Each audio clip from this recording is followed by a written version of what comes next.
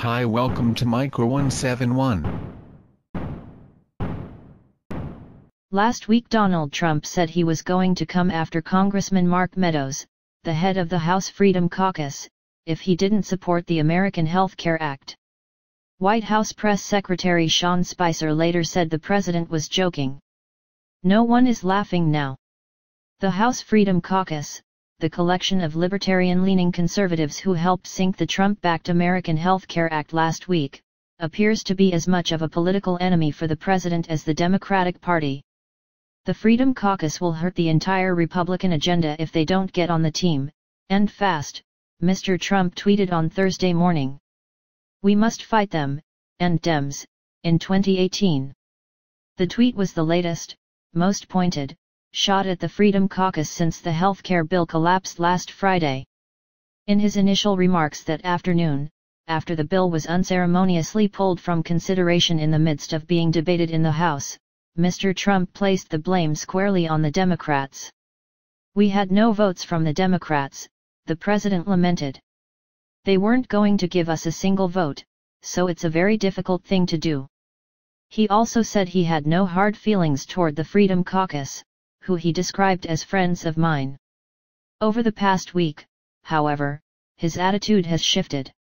On Sunday the president tweeted that the Freedom Caucus, along with several grassroots conservative groups, had saved Obamacare and the women's health group Planned Parenthood, whose clinics provide abortion services.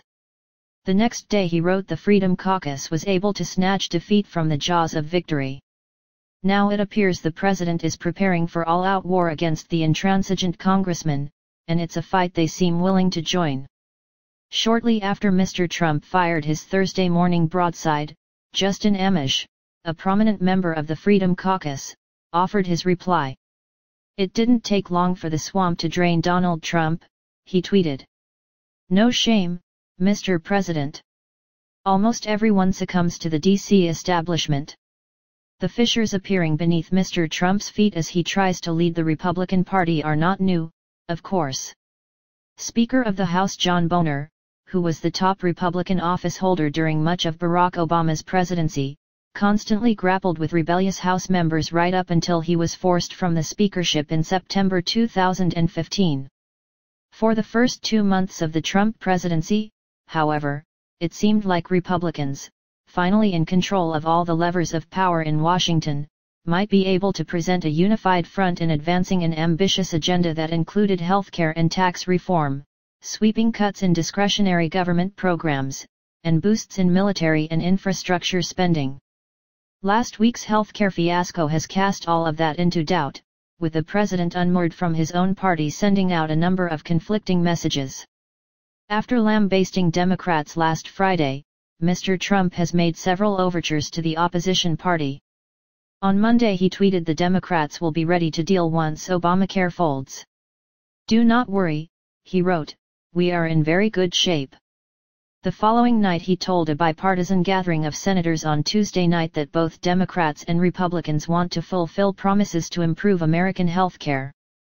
I know that we're all going to make a deal on health care, he said. That's such an easy one. This set off its own series of tremors in Washington politics. On Wednesday evening Speaker Ryan was asked what he thought of Mr. Trump reaching out to Democrats on health care reform. I don't want that to happen, he said. You know why? I want a patient-centered system. I don't want government running healthcare. The government shouldn't tell you what you must do with your life, with your healthcare.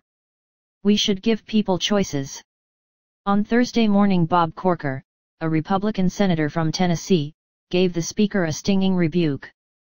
We have come a long way in our country when the speaker of one party urges a president not to work with the other party to solve a problem, he tweeted. A case can be made for a presidential political strategy that attempts to play House Freedom Caucus hardliners off against Democrats to bring either one group or the other into a governing majority in Congress.